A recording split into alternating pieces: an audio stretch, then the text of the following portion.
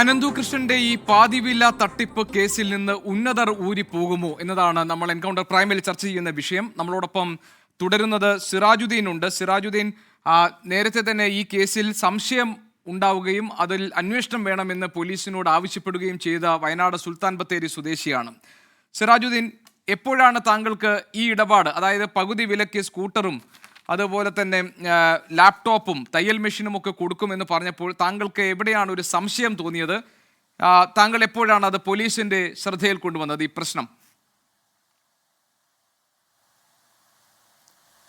കഴിഞ്ഞ ഒക്ടോബറിലാണ് എൻ്റെ സുഹൃത്തുക്കൾ വഴി വാട്സപ്പ് ഗ്രൂപ്പുകളിൽ ഇത്തരത്തിൽ പകുതി വിലയ്ക്ക് സ്കൂട്ടർ ലഭിക്കുന്നു എന്നുള്ള രീതിയിലുള്ള മെസ്സേജുകൾ പല വിധേന വരുന്നത് എൻ്റെ ശ്രദ്ധയിൽപ്പെട്ടത്. തീർച്ചയായും സാമ്പത്തികമായിട്ടുള്ള കുറ്റകൃത്യങ്ങൾ ഞാൻ പൊതുവെ ശ്രദ്ധ വയ്ക്കാറുണ്ട്. അപ്പോൾ അത്തരത്തിലുള്ള ഇതിനു മുമ്പ് നമ്മുടെ നേരത്തെ സംസാരിച്ച അദ്ദേഹം പറഞ്ഞതുപോലെ ആട്, മാഞ്ചിയം, തേക്ക് പോലെയുള്ള പല, ഇപ്പോൾ ഹൈറിച്ച് ആണെങ്കിലും അതിനു മുമ്പുള്ള പല സംവിധാനങ്ങളും നമ്മൾ നമ്മുടെ മുമ്പിൽ കണ്ടിട്ടുള്ളതാണ്. ഇത്തരത്തിലുള്ള പല ഫ്രോഡുകളും ഇത്തരത്തിലുള്ള ചില തട്ടിപ്പുകൾക്ക് വകവയ്ക്കുന്നു എന്നുള്ളത് കൊണ്ട് തന്നെ ഞാൻ ഒരു സ്വമേധയാ ഒരു അന്വേഷണം നടത്തുകയുണ്ടായി.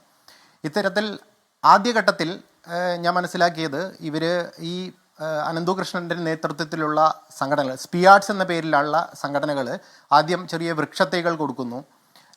അതിന് തൊട്ടുപുറകെ ഓണസമയത്ത് ഓണക്കിറ്റ് എന്നുള്ള രീതിയിൽ ചെറിയ 1500 രൂപയുടെ ചെറിയ ഓണക്കിറ്റ് എന്നുള്ള നിലയിൽ ചെറിയ രീതിയിൽ തുടങ്ങി. അതിൻ്റെ തൊട്ടുപുറകെ മൊബൈൽ ഫോൺ, പിന്നെ അതിൻ്റെ തൊട്ടു മുകളിലായിട്ട്, ഇതൊക്കെ ഇവരുടെ സോഷ്യൽ മീഡിയ അക്കൗണ്ടുകൾ പരിശോധിക്കുമ്പോൾ നമുക്ക് വളരെ കൃത്യമായിട്ടത് മനസ്സിലാകും അതിൻ്റെ ഒരു പാറ്റേൺ. ആദ്യഘട്ടത്തിൽ ഇത്തരത്തിൽ മൊബൈൽ ഫോണ്, പിന്നെ അതിൻ്റെ തൊട്ടു മുകളിലായിട്ട് ലാപ്ടോപ്പ്, അതിൻ്റെ തൊട്ടു മുകളിലായിട്ട് പിന്നെ ഇത്തരത്തിലുള്ള സ്കൂട്ടി വരുമ്പോഴാണ് യഥാർത്ഥത്തിൽ എൻ്റെ ശ്രദ്ധയിൽപ്പെടുന്നത്. അപ്പോൾ ഇത്തരത്തിൽ ആദ്യഘട്ടത്തിൽ 2 പേരുടെ ക്യാഷ് എടുത്തുകൊണ്ട് ഒരാൾക്ക് കൊടുക്കാൻ കഴിയും എന്നുള്ള ഒരു ഐഡിയ ആയിരിക്കാം ഇത് എന്നുള്ളത്, അത് എൻ്റെ ഒരു അസംഷൻ മാത്രമായിരുന്നു ആ ഘട്ടത്തിൽ. ഞാൻ അതുമായി ബന്ധപ്പെട്ട അവരുടെ വെബ്സൈറ്റ്, ഇപ്പോൾ സ്പിയാർട്സിൻ്റെ സെൻറ്റർ എനിക്ക് തോന്നുന്നു ഇടുക്കി ജില്ലയിൽ ആണതിൻ്റെ സെൻറ്റർ.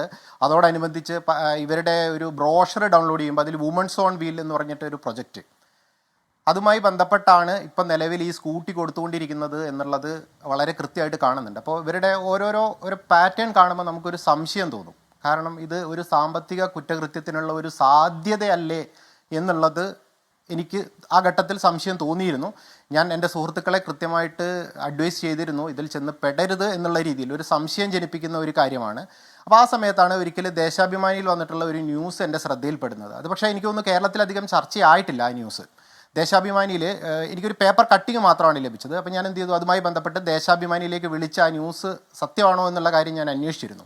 അപ്പോൾ ആ സമയത്താണ് 400 കോടി രൂപയ്ക്ക് സ്കൂട്ടർ തട്ടിച്ചു എന്നുള്ള പേരിൽ പാതി വിലയ്ക്ക് തട്ടിച്ചു എന്നുള്ള രീതിയിൽ ഒരു പേപ്പർ കട്ടിങ് ആയിരുന്നു ഉണ്ടായിരുന്നത്. അപ്പം ഇതും ഞാൻ ഈ അന്വേഷണത്തിൽ എനിക്ക് ഈ ഒരു ന്യൂസ് കണ്ടതോടുകൂടി ഈ പറയപ്പെട്ട വയനാട്ടിൽ നടക്കുന്ന സീഡ് സൊസൈറ്റിയുടെ പേരിൽ നടക്കുന്ന പ്രവർത്തനങ്ങൾക്ക് ഇതിനോടൊരു സാമ്യമുണ്ടല്ലോ എന്ന് കരുതി ഞാൻ എന്ത് ചെയ്തു, അതിലൊരു മാച്ചിങ് മൊത്തത്തിൽ കാണുന്നത് കൊണ്ട് ഞാൻ എന്ത് ചെയ്തു, അത് ബന്ധപ്പെട്ട അധികാരികളുടെ അടുത്ത് ഒരു പരാതി എന്നുള്ള നിലയിലല്ല, പകരം ഒരു സാമ്പത്തിക രംഗത്ത് ഒരു കുറ്റകൃത്യം നടക്കരുത് എന്നാഗ്രഹിക്കുന്ന ഒരാളെന്നുള്ള നിലയിൽ ഞാനതിന് കൃത്യമായി വയനാട് SP-ക്ക് അതുമായി ബന്ധപ്പെട്ട എൻ്റെ കയ്യിലുള്ള എനിക്ക് ലഭിച്ചിട്ടുള്ള ഡാറ്റ ഞാൻ എന്ത് ചെയ്തു, സോഷ്യൽ മീഡിയ അക്കൗണ്ടുകൾ പരിശോധിച്ച ഡാറ്റ അടക്കം ഇതുമായി ബന്ധപ്പെട്ട് ഒരു അന്വേഷണം വേണം എന്നുള്ള നിലയിൽ ഞാൻ വയനാട് SP-ക്ക് ഒക്ടോബർ 16, 2024 ഞാൻ ഒരു മെയിൽ അയച്ചു. സിറാജുദ്ദീൻ, അത് ഈ സീഡ് സൊസൈറ്റിയുമായി ബന്ധപ്പെട്ടായിരുന്നു ആ പരാതി? ഈ കാര്യങ്ങളിൽ ഒരു തട്ടിപ്പിന്റെ സാധ്യത സംശയിക്കപ്പെടാം എന്ന് പറഞ്ഞായിരുന്നു ആ പരാതി? ആ തട്ടിപ്പിനുള്ള ഒരു സാധ്യത ഉണ്ട് എന്നുള്ളത് കൊണ്ട് അത് അന്വേഷിക്കണം എന്നുള്ള രീതിയിലായിരുന്നു ഞാൻ ആ ഇമെയിൽ അയച്ചതിൽ പറഞ്ഞിട്ടുണ്ടായിരുന്നത്. ശരി, അതിന് താങ്കൾക്ക് മറുപടി കിട്ടിയോ? അതുമായി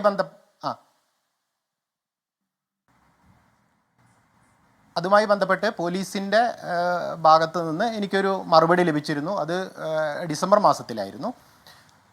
അത് ഇത്തരത്തിൽ സീഡ് സൊസൈറ്റി പിന്നെ കൃത്യമായ CSR ഫണ്ടുകൾ, കേന്ദ്ര സർക്കാരിൻ്റെ CSR നിയമത്തിൻ്റെ പരിധിയിൽ വരുന്ന 2% വൻകിട കോർപ്പറേറ്റ് കമ്പനികൾ 2% CSR ഫണ്ടുകൾ ഇത്തരത്തിലുള്ള ചാരിറ്റി പ്രവർത്തനങ്ങൾക്ക് ഉപയോഗിക്കണം എന്നുള്ള നിയമത്തിൻ്റെ പരിധിയിൽപ്പെടുന്ന വിധത്തിൽ പ്രവർത്തിക്കുന്നത്, അത്തരം ഒരു രീതിയിലാണ് പ്രവർത്തിക്കുന്നതെന്നും ഇതിൻ്റെ കൂടുതൽ ഗുണഭോക്താക്കളായിട്ടുള്ളത് നമ്മുടെ അക്ഷയ സെൻ്ററുകളും അത്തരത്തിലുള്ള NGOകളുമാണ് എന്നുള്ള ഒരു രീതിയിലാണ് എനിക്ക് മറുപടി ലഭിച്ചത്.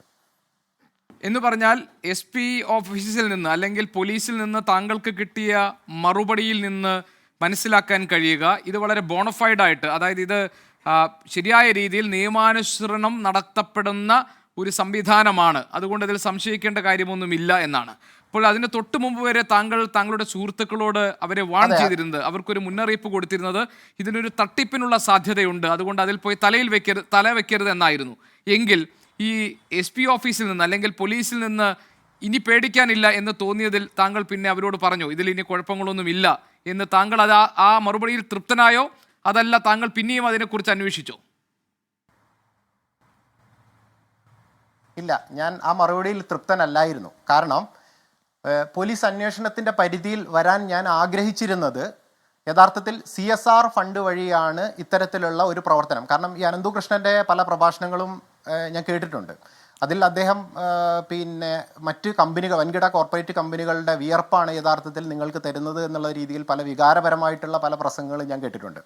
പക്ഷേ പോലീസിൻ്റെ അന്വേഷണ പരിധിയിൽ വരേണ്ടിയിരുന്നത് യഥാർത്ഥത്തിൽ ഈ അനന്തുകൃഷ്ണൻ്റെ നേതൃത്വത്തിലുള്ള ഈ NGO കോൺഫെഡറേഷൻ ആണെങ്കിലും പിന്നെ അതേപോലെ SPIADS, ഈ Sardar Patel institute of advanced research centre studies എന്ന് പറയുന്ന ഇത്തരത്തിലുള്ള സംവിധാനത്തിന് ഏതൊക്കെ സംഘടനകളാണ് അല്ലെങ്കിൽ ഏതൊക്കെ കോർപ്പറേറ്റ് കമ്പനികളാണ് ഇത്തരത്തിൽ ഇവർക്ക് പിന്നെ അവരുടെ ലാഭവിഹിതത്തിൻ്റെ 2%, ഞാൻ മനസ്സിലാക്കിയെടുത്തോളം 2013 കമ്പനീസ് ആക്ട് പ്രകാരം CSR ഫണ്ട് കമ്പനിയുടെ പ്രോഫിറ്റിൻ്റെ 2% ഈ ഇത്തരത്തിലുള്ള പിന്നെ NGOസിന് യഥാർത്ഥത്തിൽ NGOസിന് കൊടുക്കണമെന്ന് നിർബന്ധമില്ല എന്നുള്ളതാണ് ഞാൻ മനസ്സിലാക്കിയിട്ടുള്ളത്. അതായത് കമ്പനിക്ക് സ്വമേധയായോ മറ്റേതെങ്കിലും NGOകൾ വഴിയോ ചാരിറ്റി പ്രവർത്തനങ്ങൾ നടത്തണം എന്ന് മാത്രമേ ഉള്ളൂ. അപ്പം ഏതൊക്കെ കമ്പനികളാണ് ഇത്തരത്തിൽ ചാരിറ്റി പ്രവർത്തനങ്ങൾക്ക് ഫണ്ട് നൽകിയത് എന്നുള്ളത് പോലീസിൻ്റെ അന്വേഷണ പരിധിയിൽ വന്നില്ല എന്നുള്ളത് വളരെ സങ്കടകരമായ ഒരു കാര്യമാണ്.